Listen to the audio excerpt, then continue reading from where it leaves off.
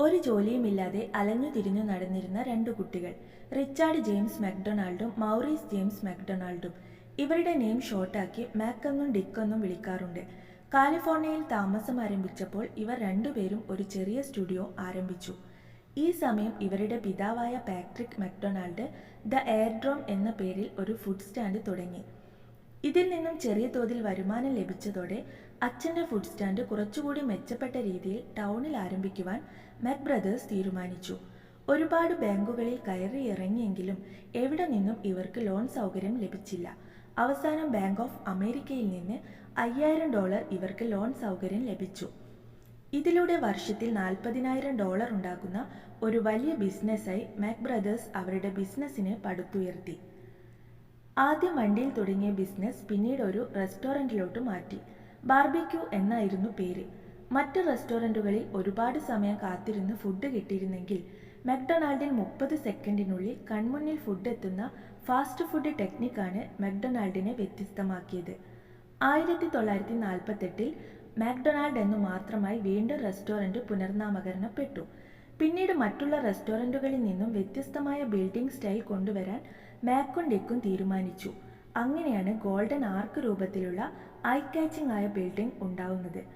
Mac brothers അവരുടെ 50ാമത്തെ വയസ്സിനു മുൻപ് $1 മില്യൺ എന്ന ലക്ഷ്യത്തിൽ എത്തി. 1953 മുതൽ ഫ്രാഞ്ചൈസ് അവരുടെ ബിസിനസ് വിപുലീകരിക്കുവാൻ തീരുമാനിച്ചു. എന്നാൽ മക്ഡൊണാൾഡിൻ്റെ ക്വാളിറ്റി കീപ്പ് ചെയ്യുന്നതിൽ പരാജയപ്പെട്ടതോടെ മാക്കും ഡിക്കും ഫ്രാഞ്ചൈസ് കൊടുക്കുന്ന രീതി അതോടെ അവസാനിപ്പിച്ചു. പിന്നീട് വന്ന ആർക്കും ഒരു അനുമതിയും അവർ കൊടുത്തില്ല. ആ സമയത്താണ് കഥയിലെ നായകനായ റേ ക്രോക്കിൻ്റെ എൻട്രി. റേ ക്രോക്ക് ഒരു മിൽക്ക് ഷേക്ക് മെഷീൻ വിൽക്കുന്ന ആളായിരുന്നു. ഒരു ദിവസം മക്ഡൊണാൾഡിൽ നിന്നും 6 മെഷീൻ ആവശ്യപ്പെട്ടുകൊണ്ട് റേ ക്രോക്കിന് ഒരു ഓർഡർ ലഭിച്ചു. അങ്ങനെയാണ് മക്ഡൊണാൾഡിനെ റേ ക്രോക്ക് പരിചയപ്പെടുന്നത്. 30 സെക്കൻഡിനുള്ളിൽ ഓർഡർ ഡെലിവറി ചെയ്യുന്ന ടെക്നിക്ക് ക്രോക്കിനെ അത്ഭുതപ്പെടുത്തി. മാക് ബ്രദേഴ്സിനെ കണ്ട് ക്രോക്ക് അവരുടെ സ്റ്റോറി മുഴുവൻ കേട്ടു. ക്രോക്ക് തൻ്റെ വാഗ്വൈഭവം കൊണ്ട് മക്ഡൊണാൾഡിൻ്റെ ഫ്രാഞ്ചൈസ് ചെയ്യാനുള്ള അധികാരം കൈക്കലാക്കി. ആദ്യമൊന്നും സമ്മതിച്ചില്ലെങ്കിലും ക്വാളിറ്റി മെയിൻറ്റെയിൻ ചെയ്യാനുള്ള എല്ലാ റിസ്ക്കും ഏറ്റെടുക്കുമെന്ന് ക്രോക്കിൻ്റെ വാക്കിനു പുറത്ത് മക്ഡൊണാൾഡ്സ് സമ്മതം നൽകി. അങ്ങനെ 1955 ഏപ്രിൽ 15 ക്രോക്ക് തൻ്റെ ആദ്യ ഫ്രാഞ്ചൈസ് തുറന്നു. മക്ഡൊണാൾഡിൻ്റെ ക്വാളിറ്റി മെയിൻറ്റെയിൻ ചെയ്യാൻ ക്രോക്ക് വളരെയധികം ശ്രദ്ധിച്ചു. ചുരുങ്ങിയ കാലം കൊണ്ട് ക്രോക്ക് തൻ്റെ സ്വപ്നങ്ങളിലേക്കുള്ള ഓരോ പടിയും മുന്നോട്ട് വെച്ചു.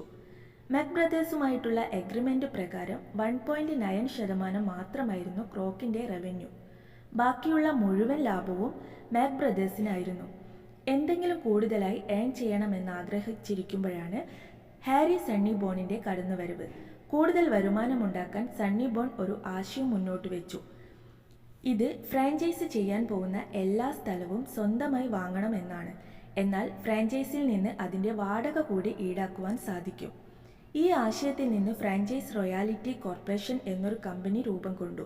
ക്രോക്കിൻ്റെ അതുവരെയുള്ള കമ്പനികളെല്ലാം ഈ കമ്പനിയുടെ കീഴിൽ കൊണ്ടുവന്നു.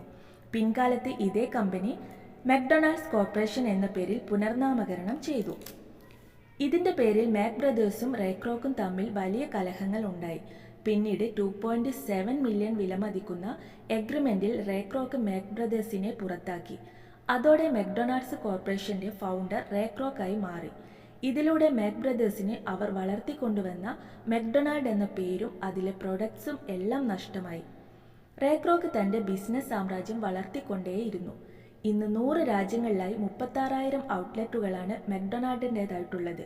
106 ബില്യൺ വിലമതിക്കുന്ന ലോകത്തെ നമ്പർ 1 ചെയിനായി മക്ഡൊണാൾഡ് വളർന്നുകൊണ്ടേയിരിക്കുന്നു.